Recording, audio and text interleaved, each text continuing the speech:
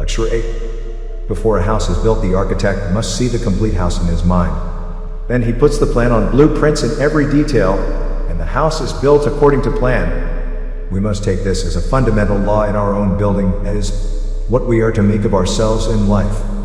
We must see the end before a single step is taken. We must have a purpose, and the purpose must be seen complete, so that the universal mind can have some idea of what we want. Remember, the subconscious is the universal mind, and it is the universal mind and the individual mind we are dealing with. The universal mind and the individual mind are one in action. The universal mind supports the individual mind, and then the individual mind gives expression to the universal mind. Metaphysics means clear thinking, seeing the spiritual and the material as two aspects of the same thing. The one is but the manifestation of the other. If you are not sure of your plan, then lay out the blueprints in your mind again. Try to see the complete thing. Then work out the details, and let the universal mind help you in your task. What we mean by that is to realize that the universal mind can and will fulfill the details. It will work out the details for you and bring about the particular conditions and circumstances, yes, and will make millions of workers cooperate with you. The universal mind is the mind that penetrates all sources, and once you understand the universal mind and can work with it, you know then that you are not alone. This universal mind, interpenetrating all other personal individual minds, finds ways and means of expressing itself. For those who are strongest in the belief in the universal mind, for those who have more courage, faith, and understanding, the universal mind will work through other individual minds on their behalf. This was the great truth that the Master showed in his teaching, that he was not separate from the universal mind, from man, or from God, but one with him, and as he is in everybody else, that which was necessary at the moment was thus fulfilled. He did not have to wait, in fact it was already done. Take up your mental blueprints again, examine them, and see what the subconscious universal mind has worked out for you. Make the details part of your conscious plan. Make the pattern clear, make it beautiful. Do not be afraid to make it big and grand, but above all hold to the ideal of the whole completed. Then the universal mind will understand better how to fill in the details. Remember that no limitation can be placed upon you by anyone but yourself. Draw on the infinite for your supply and construct it in your imagination. It will have to be there first before it can appear anywhere else, as we will see in our next lesson, which will teach us how to use our imagination, concentration, and will, associating the three of them and acting as one. I will show you that your imagination must be clear and strong and not of a dreamy, insipid nature, but a concentrated imagination. These are fine points, I know, but they are very necessary points when you want to work efficiently and effectively, as you do. The clearer and firmer the image, the nearer it will be to its manifestation. Remember, you can be what you want to be if you know the way, and divine metaphysics shows you the way. You cannot do things by yourself. It is cooperation with the universal mind that makes so-called miracles possible. The universal mind gives you just according to the courage you have and the effort you make. If, at first, the general plan is dim, it will soon take shape. You will find that it is being worked out for you, but you must cooperate. View the plans, discuss them with the great architect of the universe. There will be an inner agreement, a feeling of satisfaction as if your plans have been accepted, and millions of workers are set on your job. The great architect of the universe is the great divine principle which is intelligent in itself, and you must have the feeling that you can talk with this great architect of the universe. Remember, you are not alone. You are the expression of the infinite life. You cannot live unless that infinite life is in you. It is an extraordinary thing that when you begin to commune with the great architect of the universe, there is an inner feeling that your plans are being completed. There is an acceptance of your plans, and then into operation move the great universal forces on your behalf. It can be done. It has been done. And it can be done again. It only requires your faith and cooperation. Do not forget that this is actually true. Then make it your own experience. By holding the ideal in mind firmly completed, the outline will soon take form, the details will gradually develop, and the power and material by which you will be able to formulate your plans will eventually materialize in the objective world. You will soon know what your future holds for you. One thing will lead to another when you have set in motion the manifesting power of the universal mind. Nothing can stop you except yourself. What a great truth this is. It comes from the highest spiritual realms. It's inspired teaching. It is the teaching that is actually true because it has been done by the masters, and they are just ordinary men who understand the truth. The masters seem to be supermen, but they are not supermen. They only appear to be so because they act with natural abilities that God has given every man and woman. It means using our talents to express our real selves in this world, which is but the out-picturing of the inner world. The outer world cannot be unless there is inner world, and the outer is a manifestation of the inner. so will the things which appear in the outer be the manifestation of that which you plan in the inner, that which you have created in the inner through your concentrated imagination, your belief, your understanding, and your cooperation with the universal mind will surely appear in the outer. The universal mind will not force upon you things you do not expect. You must act in accordance with the law. Friends will come to your aid, circumstances will be created in a way that amazes the uninitiated, and finally materialization will be accomplished. Once the universal mind, or the subconscious, begins to outpicture, keep the flow moving freely by faith and courage. Do not stop to doubt. Some people say, "My goodness, that was a wonderful thing that happened to me. Do you think it could happen again?" They think it happened by chance. Let me tell you, there is no chance. Everything moves according to law. So we see that faith and courage, these two, work hand in hand. The great universe took shape in the same way, so you are just following out the universal law. The greatest channel that the great architect of the universe has for expressing himself in the physical is through you, so there is nothing to fear. When we can fully comprehend in our minds the completeness and the mightiness of this truth, that the universal mind is the only mind in existence, it gives rise to the individual mind. And as that individual mind becomes personally conscious in its oneness, it gives expression to the universal mind for the benefit of the individual through the individual. I want you to keep this in mind clearly. It is so essential that you should grasp it and be aware of it continuously, so that when you wish to accomplish anything, success is assured. The same mind is operating through the individual that in the first place organized and manifested the universe. There is no difference in kind or quality, only in degree, and that degree can expand according to your trust in this great divine mind. We must develop a power of concentration that will associate facts and ideas in one concrete whole directed to our purpose. It is an extraordinary fact, one which I have explained before, that the source of supply, the universal mind, is the basis upon which the individual mind is built. The individual mind is in the material world, reacting to things material. These material things were firstly invisible, for everything visible has come from the invisible. In the mind there are many factors that have not been organized into concrete form ready for manifestation, but when we apply our concentrated power to any particular subject or object external to ourselves regarding the thing, these particular factors move outwardly through consciousness towards that thing. As they pass through our consciousness, they become analyzed, they become associated and classified. One idea is tied to the other, and we find a string of facts moving out into consciousness to aid us in our accomplishments. The universal mind knows all things and expresses itself through the conscious mind, creating for man what he needs. If you imagine in your own mind that the universal mind will not give to you, it will not do so, for the simple reason that it responds only to faith, cooperation, and understanding. The personal consciousness, the subconscious mind, and the universal mind are linked together and act as one when we understand the truth. In the first place, the mighty intelligence which created the universe reveals the inherent, immovable, unchangeable aspect of the law which cannot be affected in any way either by angel or man. That is to say, the law of thought, as you think, so shall it be unto you, cannot be changed by anybody. The law is paramount and nothing can interfere with it. It was ordained by the Almighty and remains throughout eternity in the inner and outer realms, and through this law the universal came into being. The second aspect of the law reveals that this intelligence, which created the universe and all that is in it, will respond to man's own creative thought in creating for him, in his own world of action, good or evil, according to what he thinks. As a man sows, so shall he reap. Man cannot alter the fact that his thoughts shall bring him just exactly what he thinks. The intelligence has made it possible that the substance of the universe will respond to man and form according to his thoughts and beliefs, and so will outpicture what he believes. If he believes in sickness, it will be produced. If he believes in health, it will be produced. If he believes in plenty, it will be produced. Now, these are definite and absolute laws. Man can create good and evil, the good things and bad things. His negative thoughts and emotions begin to tear him down. The positive emotions of love and harmony, constructive thoughts, courage and faith will build for him. The good things he does not worry about. It is the evil things that worry him. A pain will bother us, also lack of something we desire. As man, he does not see the manifestation of his desires at once, thus he worries about it, and thereby he increases his negativeness and prevents the manifestation. He gives sickness an identity of its own and a power that can overcome him. This causes him to fear, when all the time it has no power except the power that he gives it. Now we come to the third aspect of the law. Through the grace of God, man is released from all his troubles when he realizes his true sonship and becomes one with the infinite life and responds to the first law of being. All his self-created evil is wiped away, and he stands as he was born, in the image and likeness of God. These are tremendous truths, and it is so essential that the student in divine metaphysics should grasp and thoroughly understand them.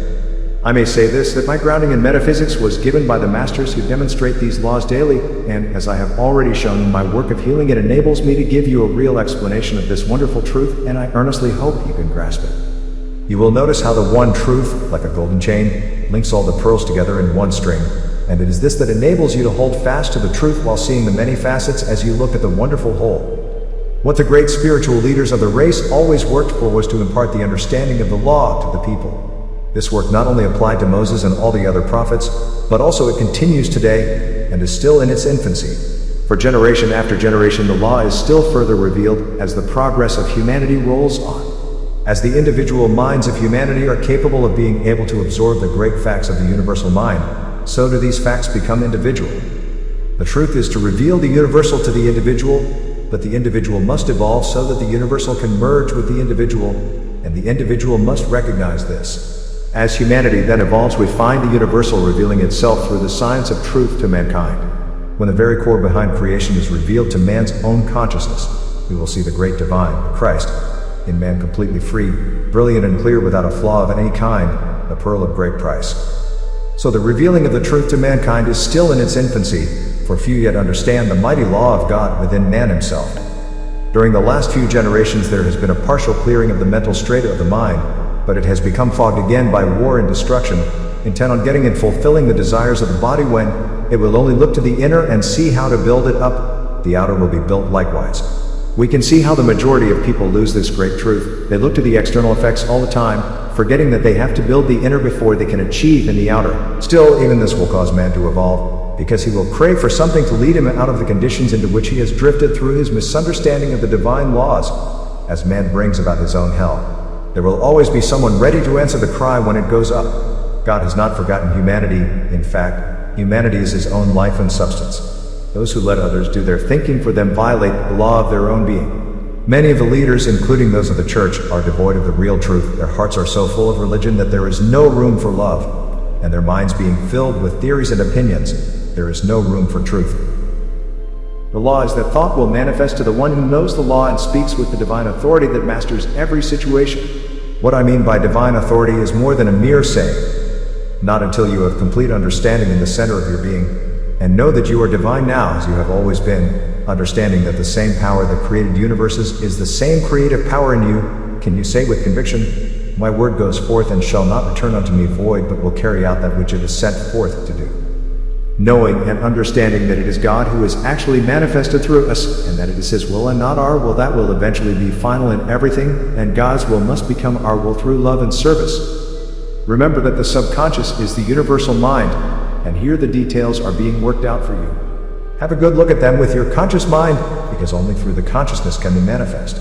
See the details accurately, so that the consciousness becomes aware of them.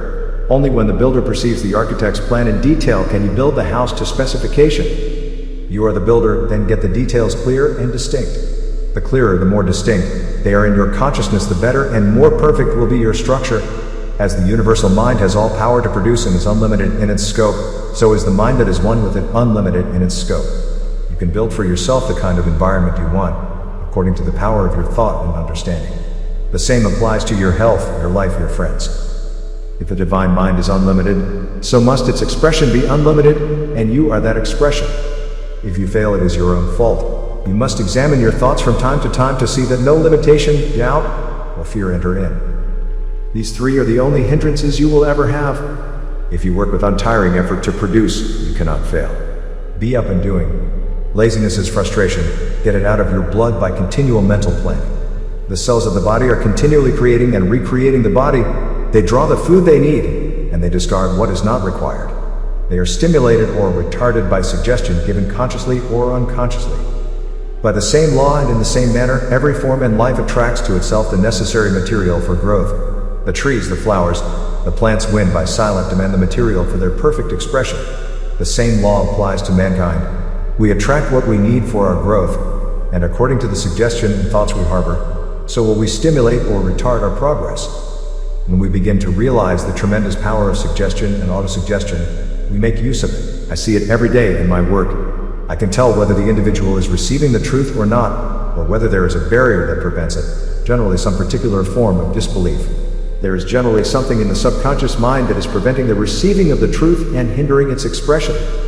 I know also that immediately the suggestion is accepted and the power of the truth takes hold of the individual, that individual is going to get well. Some will react to the old condition occasionally, because they still believe in it. After a while it may rise to the surface and show itself, as it tends to come back again if we believe in it, but eventually it will be completely eliminated and destroyed by the truth. The truth sets us free, according to the suggestions and thoughts we harbor. So, will we stimulate or retard our progress if we want to succeed? The mental attitude must be one of confident expectation. Feeling gives vitality to thought, and we must hold it steadily till the law of growth brings it into manifestation. It is a wonderful law that the infinite has decreed that man has within himself such tremendous powers and such unrivaled faculties, of the possibilities of which he has but a faint conception. We have been taught to look without for this power. In our religious beliefs we depended on others who could make intercession for us. This has been a sad mistake, one that has hindered the progress of the race for centuries. I am not saying that there are not great unseen spiritual forces and great unseen spiritual beings actually with us who can assist us, yet man must make his own direct contact with God. Is it not said that we are the temples of the living God? There are great spiritual forces who work through mankind, inspiring him, directing him, but to know God man must first know himself. The great spiritual forces are not concerned whether we are successful in material gains or not. The main thing that they are concerned with is that we get the proper experience that will enable us to become more spiritual and become more the sons and daughters of God. When we begin to know this law, we begin to see this great truth of which the Master spoke. But seek ye first the kingdom of God and his righteousness, and all these things shall be added unto you. If anything happened in our lives beyond the ordinary, we were told it was supernatural. This humbug and superstition is now coming to an end by the light of the greater knowledge of man himself, and soon he will cast off the shackles that have bound his thoughts for centuries. Yet there are many who have come to an understanding of this wonderful power within, who make serious and conscientious efforts to realize health, happiness, and abundance, yet they appear to fail. They seem unable to bring the law into operation. They want power, money, health, abundance. They concentrate on the external things and miss the point that these things can come only when conditions are prepared to receive them. It is not what you want that you get, but what you attract, and attraction comes from within. You build up within to attract and manifest things without. Most people run after the external and fail to build the internal. How often has it been quoted, "But seek ye first the kingdom of God and his righteousness, and all these things shall be added unto you." We must first find the kingdom of power within, so that we can attract, build, and materialize the external world. The power is within, the substance is within, the way is within, in fact all is within. When we seek to ascertain the truth and look only for wisdom, wisdom will unfold and disclose the source of all power and will express itself through us, creating in the external world according to our ability to act courageously for a noble purpose. Do not worry about the external world. Make the internal world perfect, and soon the external will show itself in ways that will surprise you. When we seek wisdom, we become creative. The greatest gift that God ever gave to man was this creative power within himself. If man fails to use it, he is wasting his time. One life wasted here now upon this earth without acquiring the awareness of your creative power may mean 1,000, perhaps 2,000 years of waiting.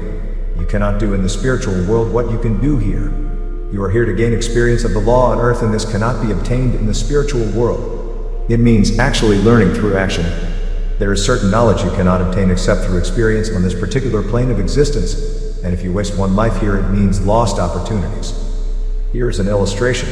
Supposing you do not become consciously aware of your own identity while living on this plane of consciousness in this material world, and supposing you are just working externally, reacting only to external things, you have not become aware of your own identity. I am that I am. When you leave the physical world, you find that there is something missing. The complete identity is not there because you have not claimed it in the material world, the grossest of all the manifestations of the universe. Something is missing, something that prevents you from getting completely away from the earth, because you have not received the greatest thing in the whole universe regarding yourself, and that is to recognize and become aware of your own identity while on earth. Therefore you must come back again, yes, 1,000 times if necessary, until such time as you do find that awareness. There is no possibility of your escaping the earth or moving in the interplanetary spaces in the etheric world without having this knowledge first. You are still bound to the earth, in the earth's circle, until such time as you have acquired the awareness of your own identity. All the great souls are eagerly awaiting your awareness of the whole, because the whole race must move as one. All must know the truth, otherwise the oversoul is not complete. Concentrate upon the worthwhile things of life. The law of the universe is to express the finest things in nature, the noblest, the most elevated. Nature is always improving in ways and means. We must follow suit, and then our work will be permanent. Build upon this rock of truth, and then you need not worry about the outcome. We must concentrate on things we want, not on the things we do not want. Put the law of abundance, the law of health, the law of happiness into operation, and manifestation is assured. But seek ye first the kingdom of God, and his righteousness, and all these things shall be added unto you. The law will operate for man in any way he chooses. It will bring poverty, lack, limitation, because he concentrates upon these thoughts. Through fear he creates them. The law will operate as surely in the opposite direction by entertaining thoughts of courage, abundance, health, happiness. We make ourselves by our thinking. The difficulty for many is they get too anxious. They manifest anxiety, fear, and distress at the slightest provocation. Remember, opinions are not always the best knowledge in the world. Figures and facts are necessary before you put any project into operation. You may have lots of opinions about various things, and your conclusions may be utterly ruinous, but when you have facts and figures, you can say you then have the foundation to work upon. A lot of people just put into operation some idea because they have an opinion in their mind about it. It is necessary for you at certain important stages to accept opinions, but any person who really believes that he is going completely to succeed on the opinions of others or his own opinions without obtaining facts is a loser from the start. The fundamental principle of the whole universe is built upon facts. Therefore you build outwardly upon facts just the same. If you have an idea that you can take hold of that little electric wire, or if another person accepts your opinion and takes hold of it, he will be dead. One has to realize that it is necessary to think. If we manifest anxiety, fear, and distress at the slightest provocation, we undo all the work previously done, with the result that the thing is as far away as it was when we first thought about it. Remember, the subconscious is the universal mind out of which all things come or grow. Then plant the seed in the universal mind and let it grow unhindered. Water it by faith and courage. Watch it grow. Do not disturb it by fear or anxiety or doubt. Constructive thought force is the greatest power in the world. By its means, the universe was built. Surely this is sufficient to make you realize its importance. Then practice it daily until you have established the habit. It is when the habit is established in man that he is a success. The success habit or the failure habit is established by thinking. A person may do a thing by half, then start another and leave that half done with nothing completed. A thing half done is better left alone because the semi-doer gets into the habit of doing things by halves and never succeeds, because an unsuccessful habit is established. Make the habit of completing everything you set out to do.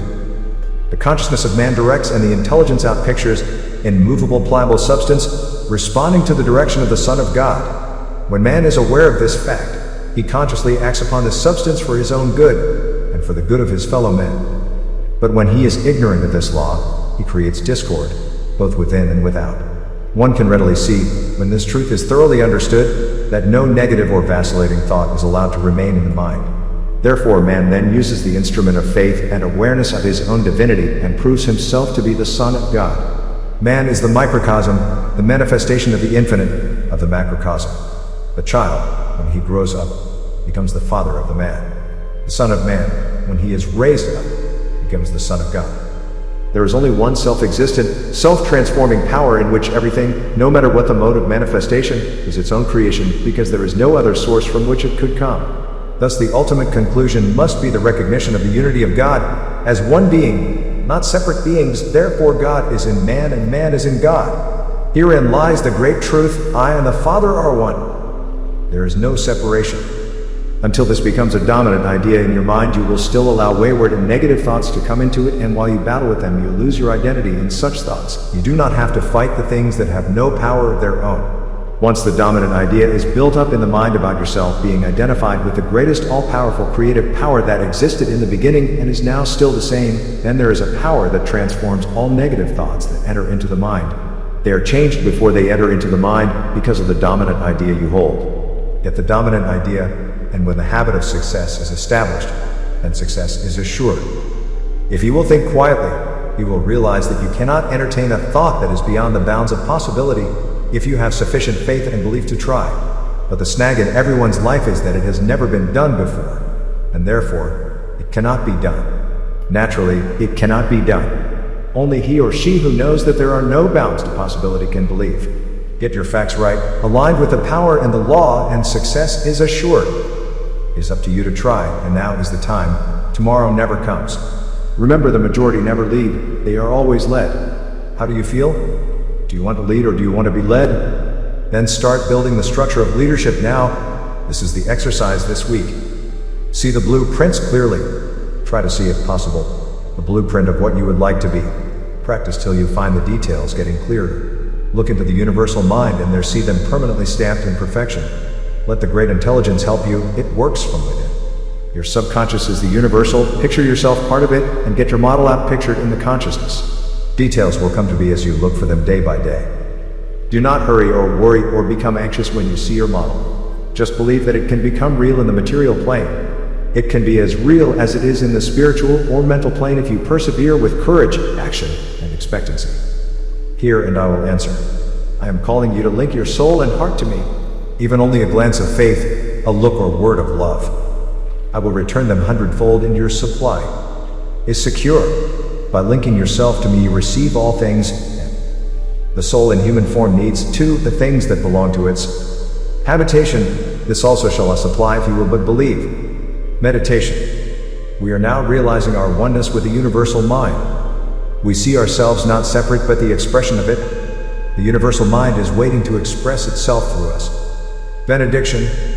Great and mighty eternal Spirit, we know that there is but one substance, one mind, one consciousness, the three in one, out of which all things have been created. We are the expression of that divine nature, consciousness, intelligence, and substance in form. We recognize truly that we are made in the image and likeness of God, having power to create by the consciousness of the Spirit in us, and by the universal mind intelligence, and in the great substance of the universe shall the form come forth.